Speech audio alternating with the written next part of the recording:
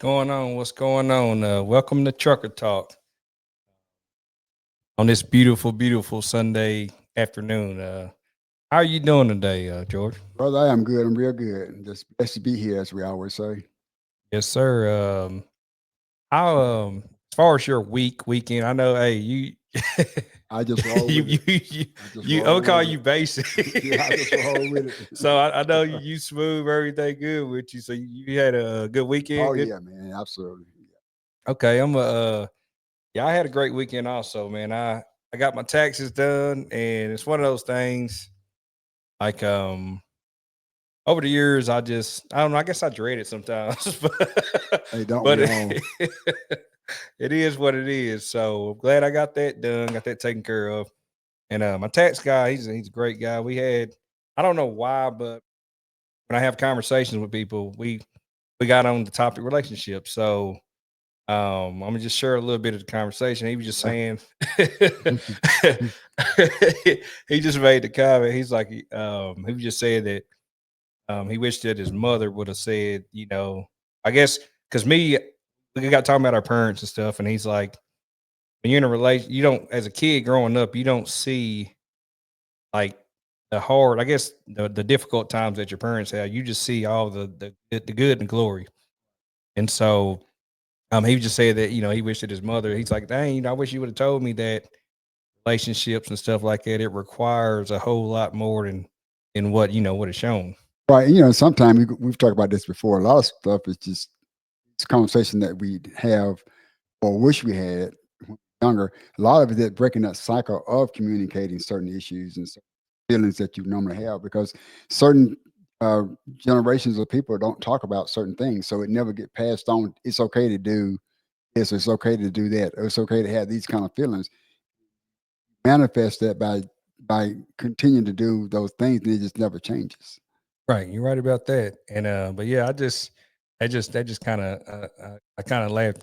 It tickled me a little bit. But when I left, after I left his place, I call her my oil lady because that's where I get all my smelly good oils. So what's crazy? It ain't crazy, but like the last time I seen this woman, she was um she was dealing with some health problems, and so she was kind of, I guess, real sick last time I seen her. But it was crazy because as soon as I opened that door, man, it seemed like everything lit Change. up, and Yep. I was just like, golly. Truly So, amazing.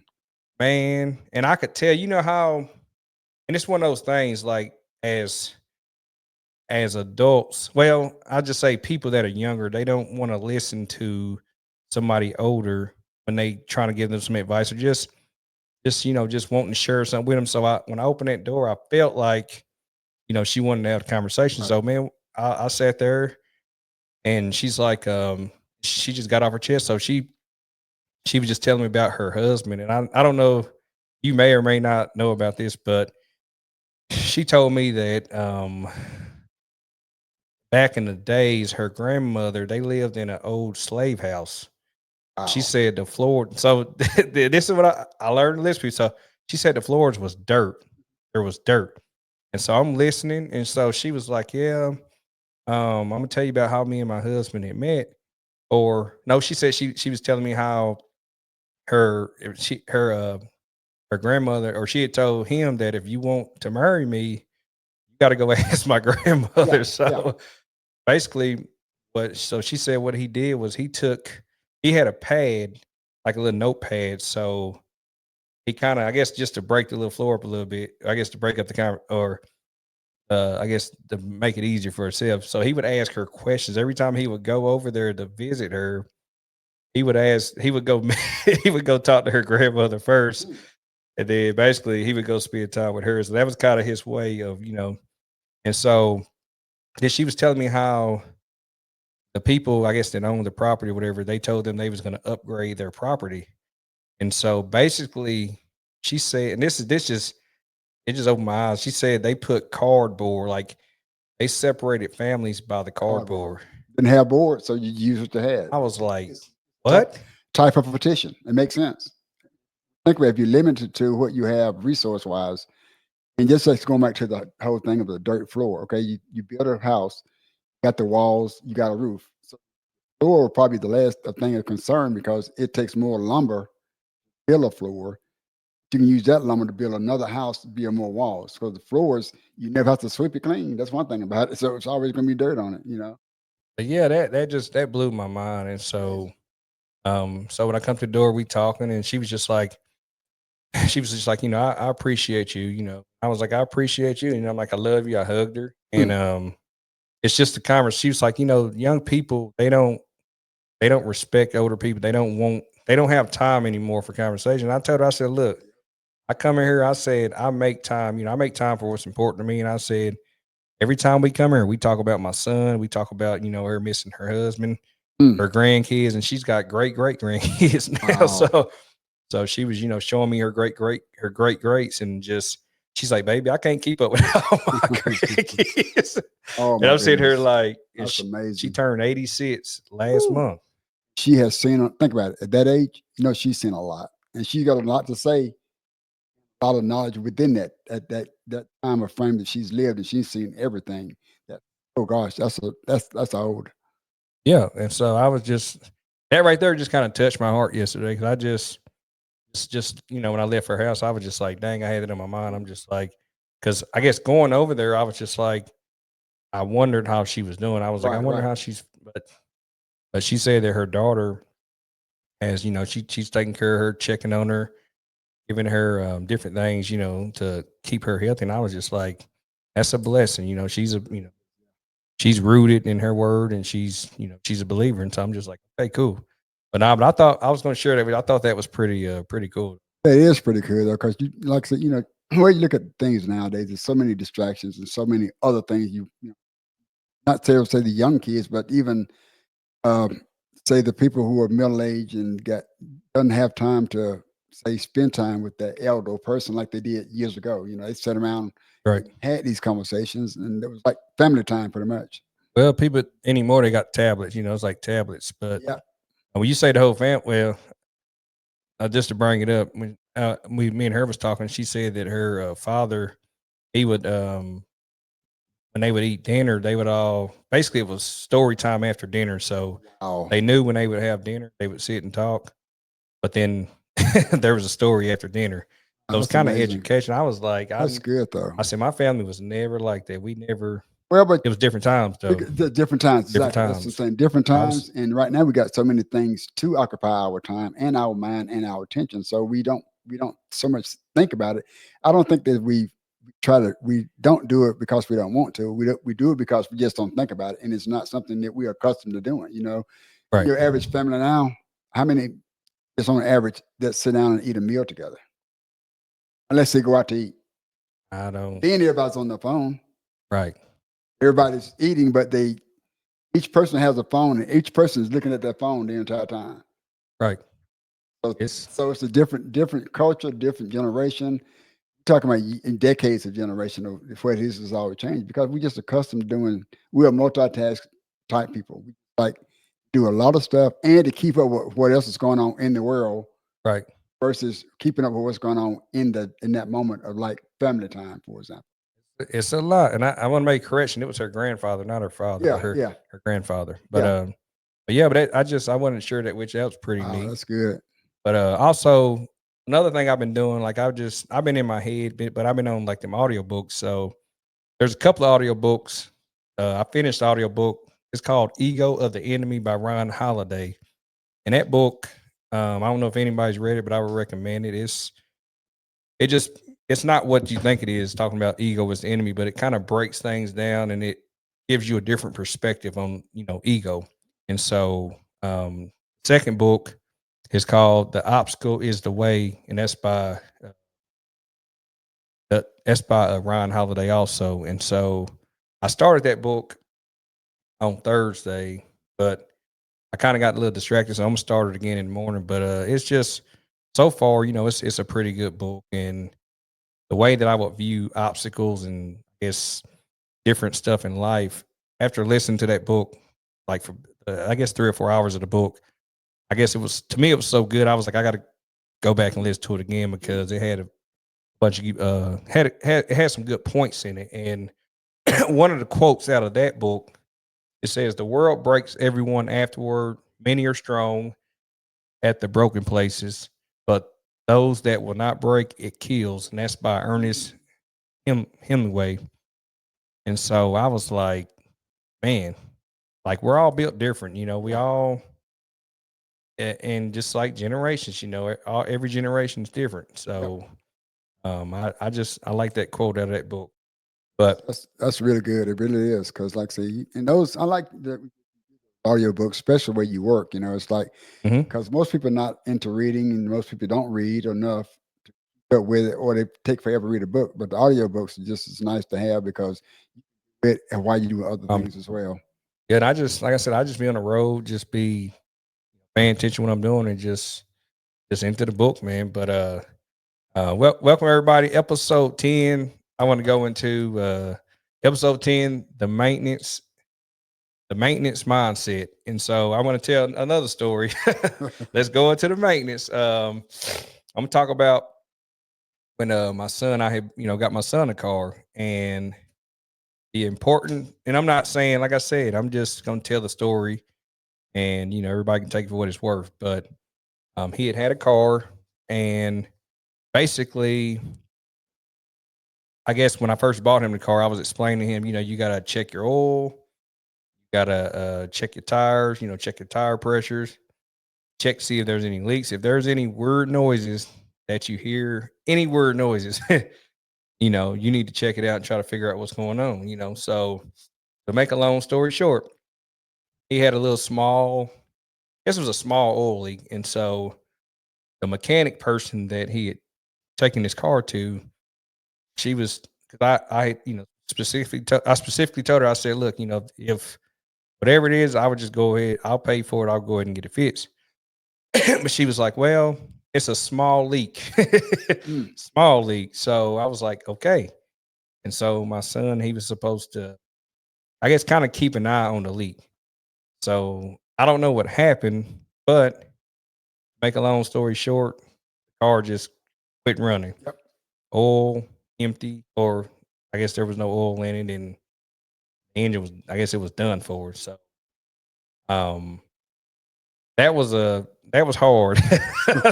That was not saying it was a tough pill, but that was pretty tough because I guess as a parent, I felt like I failed because I don't know. I thought I done everything. Well, you can't do everything right, but it Right. still bothered me as a parent. So what do you think about that, Well, George? that's the same thing. I went through the exact same thing. Bought the son. It was a Christmas present for Christmas. First car. It was a little Nissan Maxima. He loved that car. Had a semi loud exhaust. All you could hear it come a mile away. And same thing. It had an oil leak around the head gaskets, bag cover gaskets. Right. Me and Carl said, "Well, we'll just keep a check on it. No big deal." No. Decided to do that, and of course, at that time, neither one of us was really checking it like we should have. Of course, he calls me one day and says, "Hey, Dad, my car sounds funny." There you go, that sound. And so I said, "Okay, I'll pick up when I get home." And he finally got it home. I cranked it up, and I'm like, that ain't good. But there again, I didn't really get on him about it because I knew, even though it was his car, I knew the issue that we were having. I Right. could have checked it as well to prevent the issue. But at the same time, we had talked, what was weird, we had talked about getting it repaired through a friend of a friend, does stuff on the side. So we'll get this guy to take a look at it. Of course, get sidetracked and you just don't do it. And next thing you know, that becomes into something like, well, we'll do it later. And that's what happened here. Exact same thing. He's Well, sound like it's a rod knock. I'm saying, well, let's go find you another car. I wasn't mad about it. I just like, well, let's go find you another car because this one's done. We actually ended up selling that car. The guy came from Atlanta, somewhere. He came at about 8 o'clock, 9 o'clock that night. He bought a tow dolly. We sold it for dirt cheap. We gave it away. that's how y'all gave it We gave it away because the dealership wasn't going to give us anything for. It's like $300 they was going to give us. I was gonna say. Yeah. So I'm thinking we just take it back home, put it on Craigslist, I believe it was, which was popular at the time. So that guy came out one night and he gave us the cash for it. We gave him the bill of sale, wrote a as is warranty, cover our butts. And Right. so, like say, we went back the next day and said, "Well, let's go find your car." And we did. We got up that weekend. We went car riding, and we found a nice little car. He's had that car now for, oh my goodness, 5 years, I think, or longer. So, but I didn't get that mad about it because there again, I knew it had an oil leak. I knew it was leaking. He knew it was leaking. But at the same time, like with young boys, Yes. we've always been there. As long as it's running, It's good. you got gas in it, you can move, you good. Everything's fine. And like I said, the check engine light never came on. None of that stuff never happened, but we knew there was an Yeah. oil leak. So, but yeah, that I've learned to, like, going back to some stuff we talked about, is I don't get too upset about Said things about right. because it doesn't. I may vent about it, with share the emotions, but after that, so you know what, I knew about it too, so it ain't all your fault either. Right. Yeah. Yeah. Like I said, it wasn't his fault. It happened. And I was just like, dang, when he gave me that call, Yep. I got it told. I was just like, man, But you was giving him I was not guidance, checking, make sure you trying to check the do that, maintenance but on it it. just, Yeah, but then again, him being young, his yeah. mindset was like, well, I think it's okay.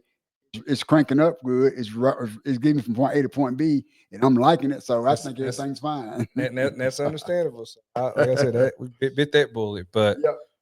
I'm as far as the maintenance mindset, I made a post earlier this week about a lesson, knowing everything that it can't happen to you. And so me going back to December, I had hernia surgery. And so fast forward back to May of last year when I was, hitting the gym hard and all that, found out, I was going to have to probably have that done. And so getting that done December, I guess my mindset was just like, look, because the pressure washing business, I didn't want to hit the gym and they said if you bursted or whatever, you got to have emergency surgery. That scared me. So Right. I ain't gonna say being immature, but just being, what's the proper word? Irresponsible. I'll just say irresponsible and not just giving up. Like I had that mindset. I was like, man, I'm just gonna eat whatever I want to eat. So before I had surgery, and after I had surgery, I sat around for 3 weeks. So January, I had to have my DOT physical because I drive trucks. So when I had lost, all the weight, I had come off of my blood pressure medication. So being 40, well, when I was in my 20s, I smoked and drank and did all that. My blood pressure was perfect. It didn't matter. So my reality check was when I went to that doctor and he's like, your blood pressure's high. I'm sitting there like, yeah, right. So um I've had people in my family, die from strokes, heart attacks, stuff like that. So it kind of put me in a whole nother mindset. When he told me the words, he said, you get a 3-month medical card. I never ever in my life, being active and being the age that I was, because I let myself go, not caring but just eating like whatever. That hit home right there. Yeah. Like that hit me hard. That was a low blow to me personally. Sometimes a wake up call is a wake up call. That's why it's an adjustment. You say, okay, I need to fix some things here now because you know where it's going to go if you don't. Yeah, and like I said, that was tough, man. Even now, I stay on my I'm back on my, my blood pressure medication. I stay on that.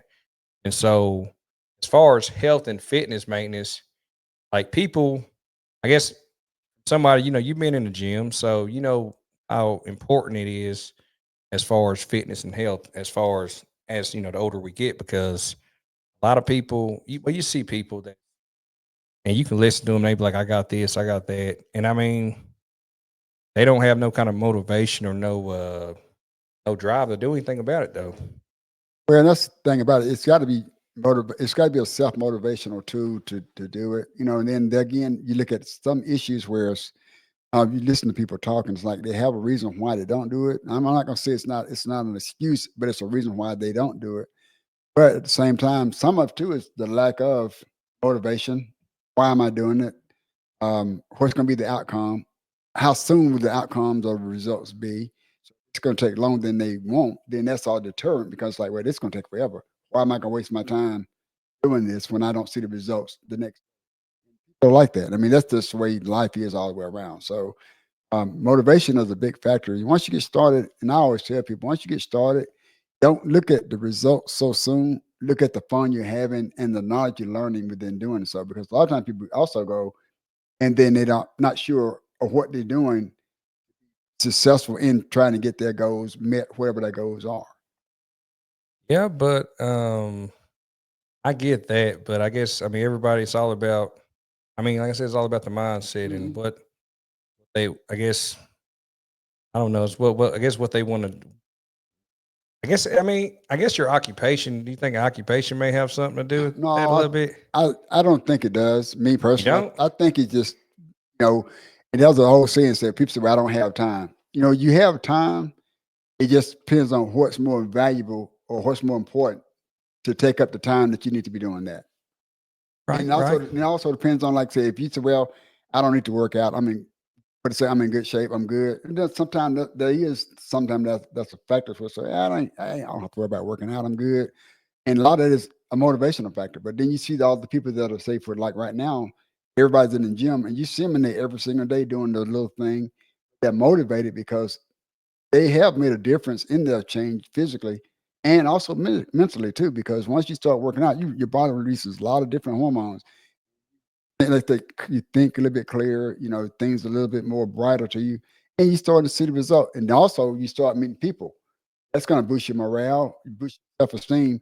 And once you start going to the gym, to well, so and so going to be there today. They come on Wednesday, Thursday, or whatever. So you talk to these people and have a healthy conversation sometimes. Or if you just because I've gone to the gym before, and like I get there. This one guy. He's come in here talk. He sees me. It's like, well, we done working out because we'll talk for 30 minutes before we do anything. I walk in there and I'll walk in. We'll talk for 30 minutes. Like, man, we've been talking for 30 minutes. Next thing there's another 35 more minutes. Been there a whole hour. I have not done anything but stood in one spot and drink water the whole entire time. And I had some people come and say, "You gonna work out today?" I said, "Well, I'm going home and eat now." Hey, you can say you went to the gym. I went to the gym. Yeah, that's what I'm saying. It's a matter. It's a Yeah. motivational thing. It's like the gym is not for everybody. It's just like people who fish. Fishing ain't for everybody. Golfing is not for everybody. So gym is one of those things where you don't see a result, and it takes a little bit longer to reach that because it's a physical change you change it. So it takes a while to see the results that you want to see. So when you don't see them, you're just like, man, I've been doing this for 3 days. I don't see no changes. I hadn't lost a pound. Like, well, it takes a little bit longer than that because you changing a lot of things have to change in order to get those results. Even, not seriously if you're losing weight, even if you're trying to put on weight, that takes even longer. It's Oh gosh, process. yes, Process. So going back to the maintenance, there's maintenance in relationships as far as like friendships. You want to maintaining strong friendships and family bonds. And so me, that's kind of one of my strong points when it comes to friendships and even with family bonds. Like I have good yeah, relationships with my siblings. And I think people people in this day and time, because it's like I've tried to, I guess, make new friends, but it's right. like there's you have to put the work. There's work in that. It's like not saying like, I text you, you text me. It's just it has to be a mutual thing. Right, right. So it can't be like a one-sided thing. No, So no, it doesn't work that way.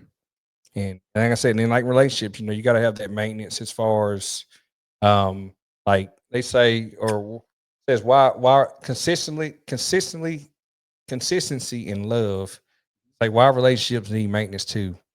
Basically, it's like, you tell somebody you love somebody or you're in love with somebody, you go buy them with some flowers and some Yes, chocolates. that's And it's Valentine's like, Day. no, I'm talking about you gotta be good. I mean, Yeah, I ain't and I never been in typically love, but I'm and I just see what I and see. I like flowers, so I buy flowers, and especially in the summertime. Okay. Even in the wintertime, I'll get a few, but I like this. I buy a bouquet of flowers for my wife all the time because I just like Nice. they don't have to be roses. They could be just garden flowers, and I also like to have flowers sitting on the countertop. I like to look at Right. them as well. So I don't wait until Valentine's Day. But again, we are accustomed to what we are accustomed to. Society dictates a lot of time what we do, and when we do it. Right. Valentine's Day, people, tend to do the flowers, the candy, but towards the Valentine's Day, there's also a hidden agenda on the bottom end of this Right. Valentine. Well, hey, There's a hidden I agenda on there. Hey, I get I it. bought you some candy. What time is it? I get it. I got to go to work in the morning. So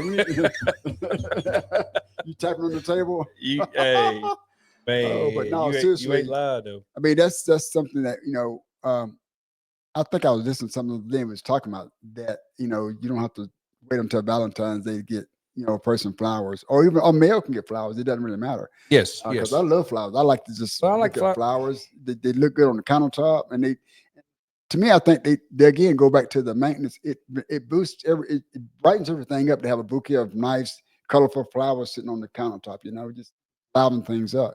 But yeah, you have to continue to do those things outside of the holidays that society says, okay, now it's okay for you to go buy your wife flowers or your better half or your significant other flowers, no matter who it is. So, well, I'm gonna buy flowers. It's Valentine's Day, so now it's time to buy them. But the month before and the month after, you get until a year. These are going to have to last you a year, so don't expect anything else. And for your birthday, I'm gonna buy you something too. But we'll talk about that then. Man, it's a pressure. This world. Pressure, yeah, and that's part of maintenance. You don't have to. I tell you what I like to do too is we to my in-laws Thanksgiving because it's only three of us. So my son's wife, her parents, and everybody. So we all go over, and I always like to take a bouquet of flowers. I actually take 2 bouquet of flowers. Okay. To me, it's common courtesy. Common courtesy. And it's nice. It's a nice gesture as well. Gesture. Yeah. Yeah, that's nice though, man. And I mean, you can't beat that. But like I said, that's beautiful. I like that you said that. Also maintenance. I want to talk about maintenance as far as like your mental health, because people, like I said, everybody wants to downplay mental health. But me, one of the main things I've been focusing on this year is like protecting my peace. And I know some people be like, well, man, I've been trying to call you. Yeah. I've been trying to, and it's like me, I've dived into my audio book, and like I keep saying, I get up and do, my prayer, and I pray. I got a list of people I pray for, show my gratitude. And that's how I start my day off. So regardless of what I got going on, if I got a stomach ache, if I got a headache, I get up, I do the same thing every morning. Yep. So Consistency. Yeah. And that's what it is. And so, and I told you the other day, I don't know if this person can watch the podcast, but I was at work, and, right before my boss's meeting, I heard somebody say, because me, I'm always, I'm encouraging, talking to everybody, and I'm smiling. So somebody at work said that we can't be Mr. Positive like Matthew. And so I ain't gonna lie, there for a minute I wasn't in my feelings, but I'm sitting here like, man, what I do to you? Like, like what you mad at me for? Because I come to work in a whole nother, like I got a whole nother mindset. Like before, when I would get up for work, I would have all that anxiety. I would be like, man, as soon as I get in that car, I'm just driving. I'm just like, man, I dread this. Hate going to work. Yeah. Hate it every day. But now it's like I'm in my own little space, and I guess some people think something's wrong with me, but I'm like, nah, I'm at peace. Like I ain't mad at nobody. I ain't got no problems, no what they say, ops. Yeah.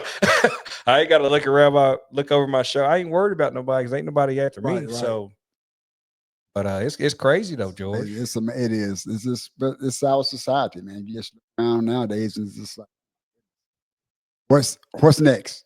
What's gonna be what's next? Well, and not talk about Trump. Not on this podcast.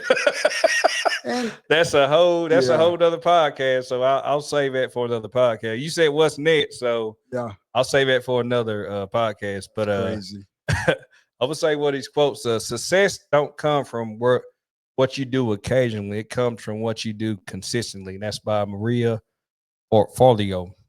And that's one I like that quote, man, because I guess some people see somebody in a space and place, and you think, well, they've always been there. You know what I'm saying?